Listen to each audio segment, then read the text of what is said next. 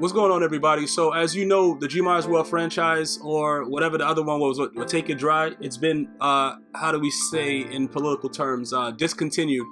It just became a circus fest, and it was just something I didn't want to be a part of anymore. And I told you guys, like, you know, as soon as I'm done having fun with it, I'll be done with it. And you know, pretty much that's what happened with franchise mode. It just got really ridiculous. So pretty much I got some games whatever games that were left that I didn't put out, I'm going to be putting them out, you know, periodically as we go along.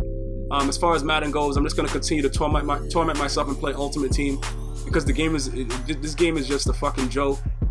So, you know, pretty much I'm just going to go out there and bend over for EA and let EA do whatever they want to do. But I refuse to buy packs. And that's pretty much it. I'm just gonna continue to go out there and get manhandled accordingly, or whatever, bro. It doesn't even matter anymore. I got Sherman, I got all the legacies, I got everything I need to get from online play, so I don't really care anymore.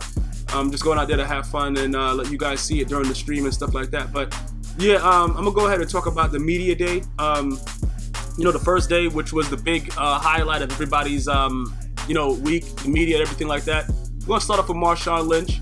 You know what I'm saying? Like, Marshawn Lynch has been a guy, you know, I just like the way everything turned out for him, you know, when he was traded to Seattle, because he was pretty much a great running back the whole time. But what was he, in Buffalo, just being stifled with a freaking garbage ass team? And I'm very happy for him that he was able to rebound and do what he had to do. And like I said, the man's character, that's what he is. People, it's like balanced, the hatred for him and the love, because some people can understand, like, you know, as this guy breaks all these tackles and goes for 6 and just does whatever he wants.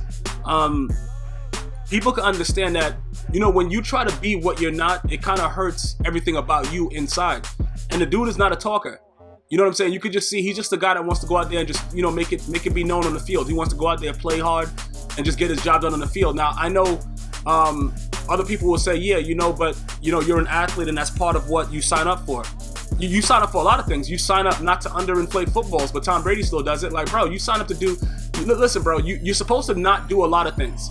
You know, Josh Gordon is not supposed to drink alcohol, you know, but he's about to be suspended for a year.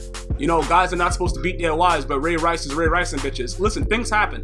And all I'm saying is that if that's who he is, people need to accept who people are, because you guys say that you want the guys, you know, the players to be honest. Everybody wants the players to be honest. But then fucking, you know, when Richard Sherman was yelling at that, what was the female girl, the female reporter last year, who also does the commercials for those fucking I forgot, the probiotic commercials and shit like that. I forgot her name. But when he yelled at about Crabtree being a sorry ass receiver, it was like, oh my god, you know what I'm saying? Like he scared the white woman. Like, it was just like really frightening for everybody. Oh my god, this African American Negro is so hostile. But you want him to be honest, and Richard Sherman is a talker. So you're gonna get that from Richard Sherman. Marshawn Lynch is not a talker. You know, the man sat there and said, I'm just here so I don't get fined. You know, he barely spoke to Deion Sanders, a legend. So it's not like he's putting on the show, because if he was putting on the show, he would have had a conversation with Deion Sanders. You know, he did tell Deion he's gonna holler at him later on, but that's about it. So if that's who he is, people need to leave him alone, because you probably don't want to know what it is to talk to Lynch. You know what I'm saying? Like, it's just like anything else. You know, you push somebody to be something that they're not, and then when you get it, you're like, oh shit, I wish I would have left him alone. You know what I'm saying? That's what he is. He doesn't want to really speak as much. Let him do what he's doing and let him perform, because at the end of the day, it's on the field where he makes his money. And some people just don't, you know, contour well to other people. You know, me personally, I don't really like people. You know what I'm saying, bro? Like, people, you just don't want to deal with them. Most people, because they're assholes, and the media has a reputation of being assholes. And it's not like, you know, they're all assholes, but for the most part, that's what they are. They're gonna spin your words. They're gonna do a lot of shit. Whatever they're gonna do. If he doesn't want to be a part of it, that's fine. You know what I'm saying? Other than that, the other part about it, you know, they asked, what was that, Teddy Bruschi and, you know, Ray Lewis, who were commentating on the whole thing with Media Day. And, you know, Ray Lewis went on with the whole thing, he's a man of the cloth and all this other bullshit that Ray Lewis is always talking about. All I'm gonna say, bro, listen, Ray Lewis, bro, you know, listen, man. You can't say that you're not mad at him and then be like, yeah, you know, it's a time where you got to share it with your teammates. He's with his teammates.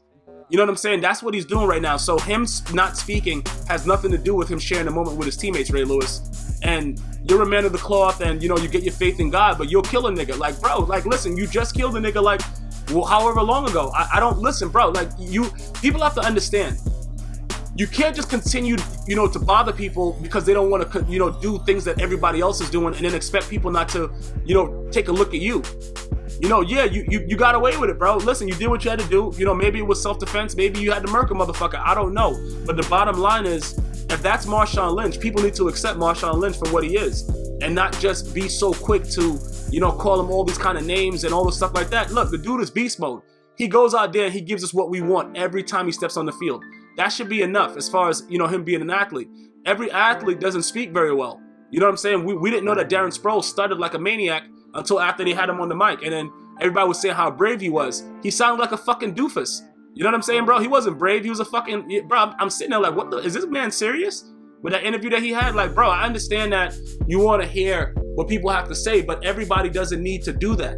You know what I'm saying? Everybody is not a speaker. Everybody's not a Richard Sherman, a Tom Brady who can talk so eloquently after he just fucking underinflated every football in the fucking world. A lot of people can't do that. So, that really bothered me. And I really wanted to speak about it just to let you guys understand that it's not about, giving everybody what they want, everything. It's about being great at what what you're great at. And he's not a speaker. I went through tweets where people are like, this fucking asshole, and then you had some guy saying he's a legend, it's hilarious. I don't think it's funny, and I don't think that he's an asshole. I just think that that's who he is. He doesn't want to talk as much. If the NFL made it so that, the guys would be like, you go out there, and then you have to kind of set questions, and you just spoke to him and told him, like, yo, bro, I just need you to do that. Lynch will probably do it. But they're just forcing him to go there and sit in front of the podium with no other instruction. He doesn't want to speak to the media.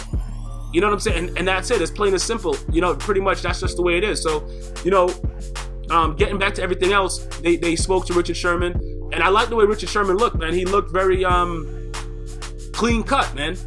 Usually his dreads are looking pretty gothic, and big and fucking just ridiculous and just extra fucking outrageous. But he looked nice, man. The dreadlocks were styled very, very nice and professionally.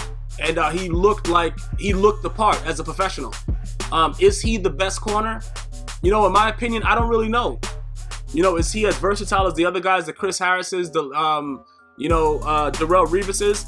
In my opinion, you see, right now, I don't think Darrelle Revis right now is the best corner in the league. That's just because I just don't know. I don't know who is. Who would I take right now? Based on the way that they played during the whole year, I would probably take Sherman. I'm not saying that, Sherman is better than Darrelle Revis right now. I'm just saying based on statistics, either one of them, Darrelle Revis or Richard Sherman, were better statistically than Chris Harris from the Broncos. So, you know what I'm saying? I don't really know. And I try to be fair with it when I speak about people's, their skill. Because it's a very difficult game and it's hard to cover a receiver. But I'm just saying, based on everything like that, with those two jackasses that's running around and always arguing about who's the best, Chris Harris, in my opinion, very, very underrated with what he brings to the table. Also another versatile cornerback, blitzes on both sides of the field. He's everywhere. I'm just talking about what I've seen and what I've read. And, I don't know about Revis anymore. I think that after he left the Jets, he just... I don't know, man. Tampa Bay might have fucked him up. Bro, look, I don't know. But we'll see what happens in the Super Bowl. I still predict that the Seahawks will win the Super Bowl. And not because of anything other than the fact that Bill Belichick and Tom Brady, that they're like, Al Pacino and Keanu Reeves in the Devil's Advocate. Bill Belichick is Al Pacino.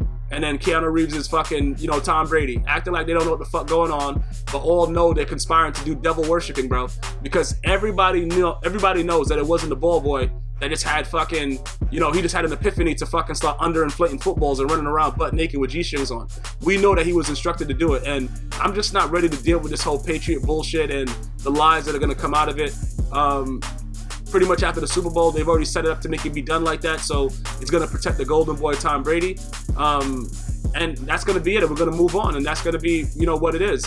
I just don't like the fact that it had to happen right now because it affects, the game itself. It just affects everything about the game, and now you got to think about other things. Was Tom Brady wearing a tampon during the game? It just opens up too many things, and it's just unnecessary. You didn't need to do that to beat the Colts.